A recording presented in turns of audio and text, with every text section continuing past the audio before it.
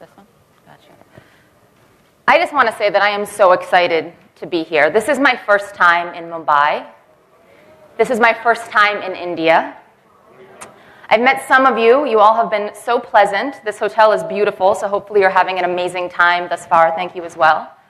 I think we're all passionate about the same thing. I joined Indeed about 2 years ago because our motto is we help people get jobs. I have a pretty cool job. I am Senior Manager of Employer Insights, but as you mentioned, I'm also considered an evangelist. Definitely the coolest title I've ever had. I get to fly around the world. I get to fly around my own country and really tell Indeed's story. I talk about data. I talk about insights.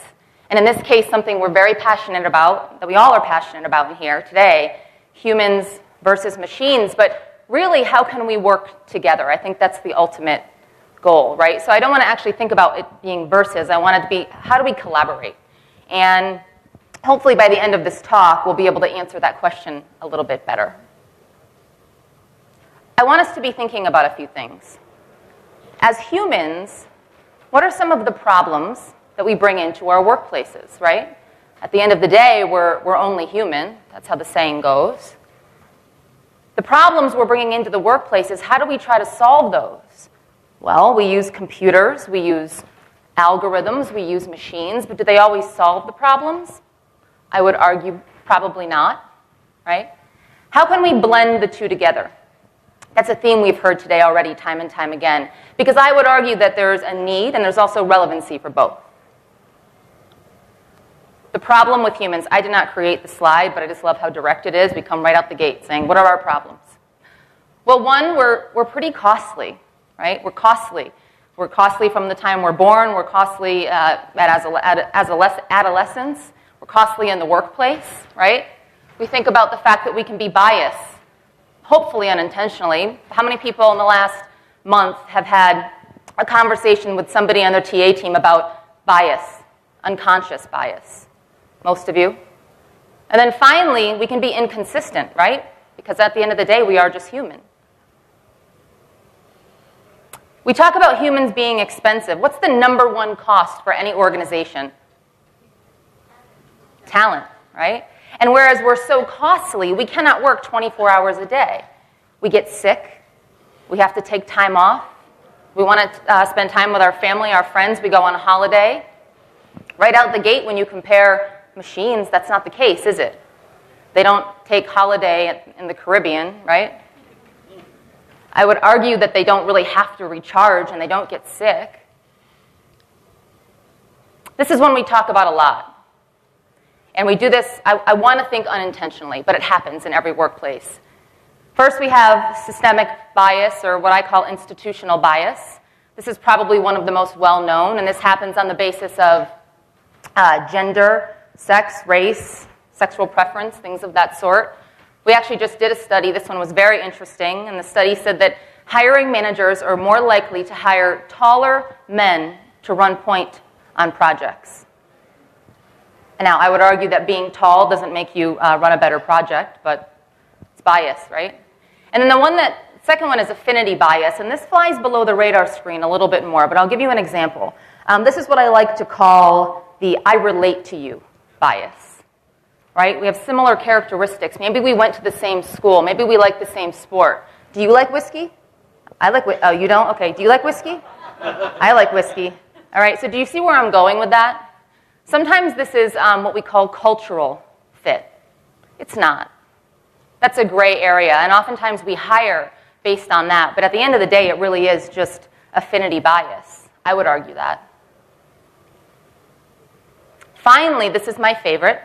It is a problem with humans, but every single one of us in here can relate to this, and I'm going to give you an example. Think of a scenario. You wake up in the morning. Your alarm goes off late. You have a fight with your spouse, your husband or your wife. You're running out the door. You have a deadline, and all of a sudden, your kid gets sick.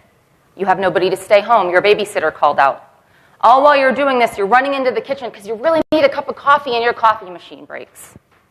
You're rushing out the door to get to that meeting. You're on your way. You're driving fast. You get cut off. And then all of a sudden, the coffee that you had to buy spills on your new dress. While this is all happening, you have to walk into a meeting and say, "Good morning, everybody," and solve a problem. Anybody have something happen like that to them? Maybe not as dramatic, but something similar, right? We call this the wrong side of the bed, and we did a study recently in Israel, and we did it specifically on judges who were granting parole to prisoners. And although not as dramatic as the situation I just gave the example on, pretty serious situation, right? They're granting parole to prisoners.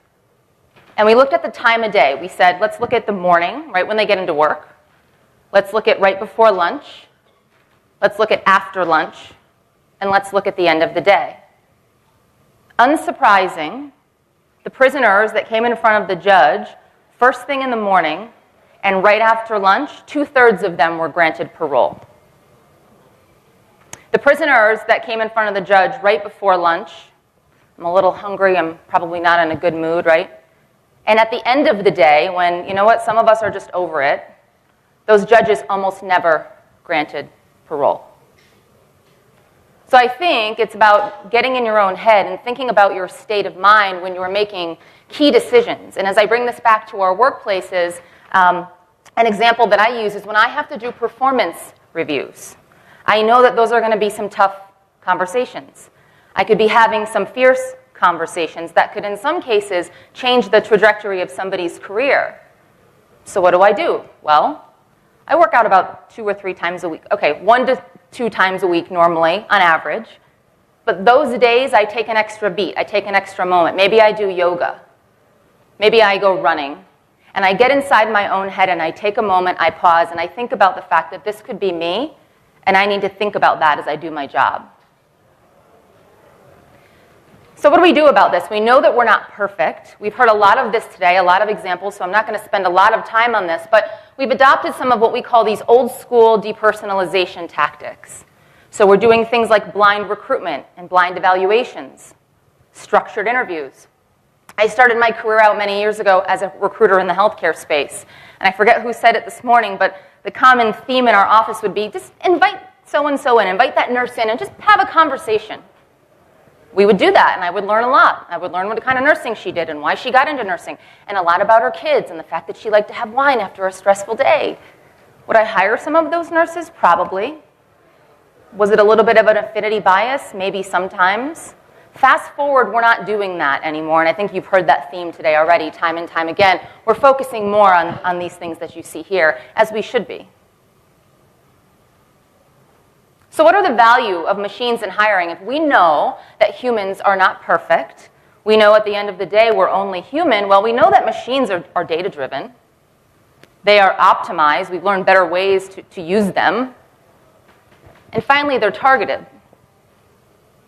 So we think about, we call it the new algorithms or machine learning, and I know you're all familiar with this, but when I was thinking about how I was going to talk about this today, I thought about algorithm.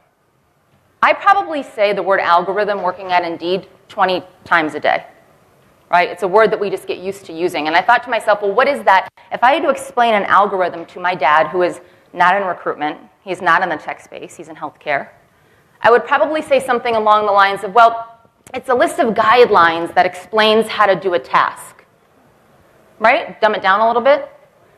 We take it a step further and we talk about algorithms and machine learning, which again, most of you are familiar with, but if I had to explain that, I'd say, well, we take it a step further. Rather than these machines using this sort of prescriptive set of guidelines, as they work, they teach themselves, they get smarter, right? And as we think about how that plays out in our day-to-day lives, a couple examples. Is anybody in here a recent home buyer or anybody recently look for a home? Wow, not a lot of you. I am, and it is one of the most stressful things I've ever done, just FYI. Well, we see these algorithms and these machines playing into this, right? They take years and years of data, both renter and home buyer data, and we feed it into these algorithms, and then they can predict the value of a home, and they are very, very accurate, right? People are paying for what these machines say the home is worth. We see this in language translation. Has anybody used Google Translate ever? Right? It works pretty well. So machines are doing their job. They're doing the right thing. But then I thought about the third thing on here. I thought product recommendations. And, well, machines in action, algorithms in action, is this always perfect? So where do we shop? Amazon? I was recently getting ready to go on holiday. I was going to the beach, and I was looking for a beach chair, the Tommy Bahama beach chairs. Does anybody have one? I'm really late to the game. I was the last of my friends to have one. So I was like, let me go on Amazon and start looking for beach chairs. And so I started to do that, and I realized that every time after that I went on, it said, people who bought this beach chair also bought this towel. And I said, wow, this is easy. The next time I went on, they said, well, people bought these beach chairs and these towels, and they also bought this suntan lotion. And I'm like, wow, this is doing the work for me. But then a glitch happened. I went on right before I came to India because I was going to finalize my purchase, and it said, people who bought these beach chairs and these towels and these suntan lotions also bought this brand of dog food. And I thought to myself, okay, either one of two things is happening. People are bringing their dogs to the beach, in which case, tell me what beach that is, because I love my dog and I'd like to bring him. Or something's going on. This machine or this algorithm made a mistake. And we see that happen. Has that happened to anybody else shopping on Amazon or otherwise? Right, where you say, what the heck happened here? So when we think about this in our hiring and our talent acquisition and the day-to-day lives of everything, all the work that you guys do here, we know that they're able to improve job descriptions. We talk about this at Indeed all the time.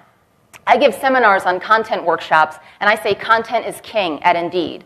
Well, Indeed is also one big algorithm, and we say, well, you need to put the right words in, the right keywords to make your job description appear at the top of the page, right? It goes back to the algorithms. We talk about that a lot. We know that we talk about sourcing and screening candidates. It's doing a lot of the work that the recruiters used to do, right?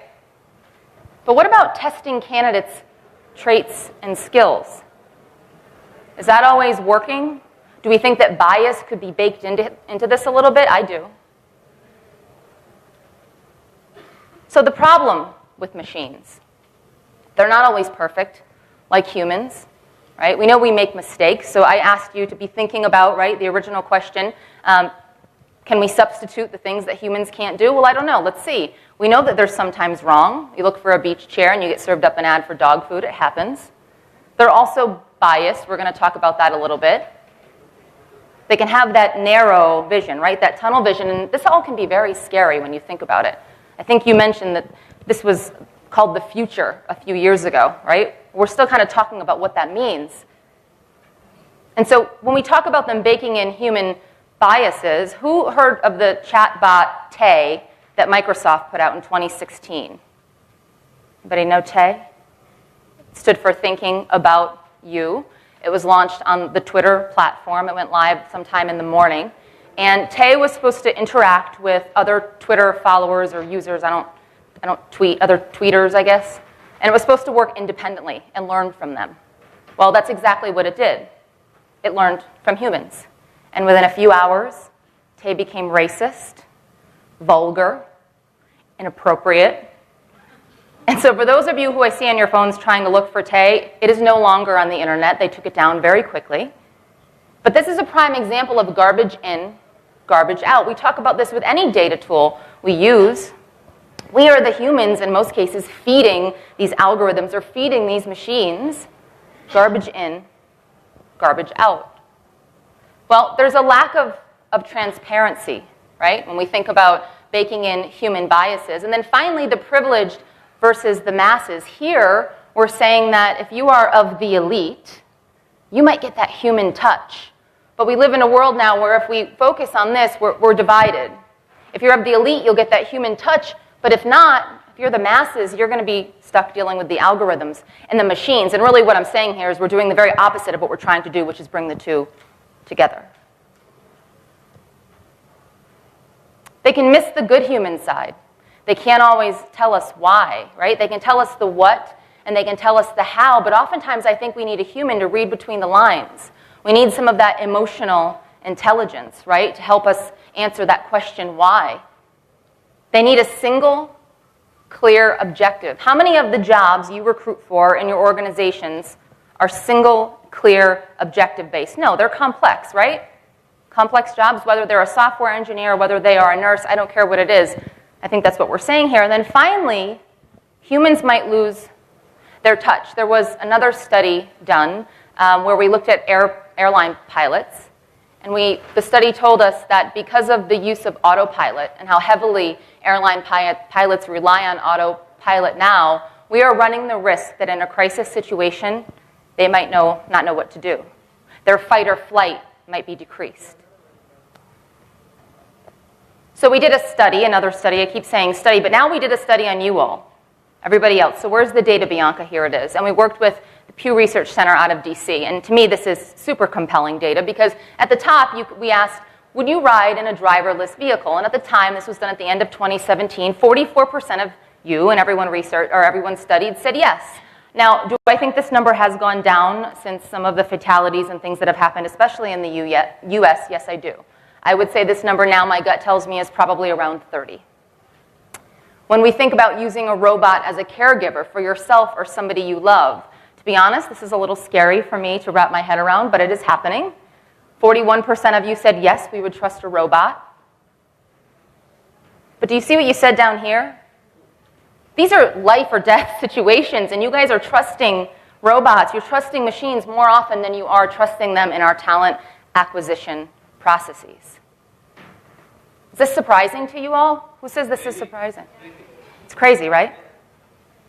So what do we leave you with, right? We said humans versus machines. I asked you to start out by thinking about what problems do we as humans bring into our workplaces and how can we substitute with machine learning, algorithms, computers, so on and so forth. And I said I don't want to think about it as us versus machines. I want to think about it as how we can work together. Well, I will leave you with this, right? We need to work together, but it's you all as the humans, it's myself included, working for Indeed, that has the responsibility to know the lengths that we can go with these machines, to know what they're capable of, to know what they're incapable of, and most importantly, to use them ethically. Thank you so much for your time. Thank you so much, Bianca. I think that was a fantastic session. Can we hear it once again for Bianca for traveling all the way to be with us and sharing those insights. You can find Bianca outside. She's going to be there at the Indeed stall as well. So please feel free to catch her if you have any questions. And now, ladies and gentlemen, moving on.